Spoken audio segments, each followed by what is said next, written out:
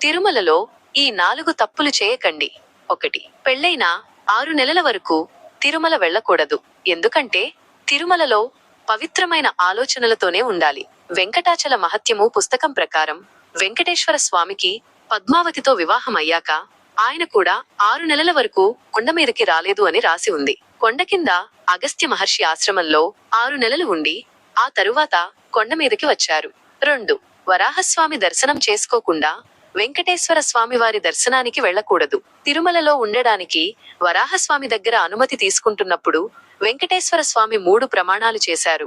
అవి ఏంటంటే, మొదటి పూజ, మొదటి నైవేద్యం, మొదటి దర్శనం మీకే ఇస్తాను అని ప్రమాణం చేసి ఒక ప్రమాణ పత్రం కూడా రాసిచ్చారు వెంకటేశ్వర స్వామి. ఇప్పటికీ ఈ పత్రం టీటీడీ మ్యూజియంలోనే ఉంది. 3. పాదరక్షలు ధరించి తిరు వీధుల్లో తిరగొద్దు. ఎందుకంటే ఆ కొండంతా అత్యంత పవిత్రమైన సాలగ్రామ శిల కాబట్టి. 4. తిరుమల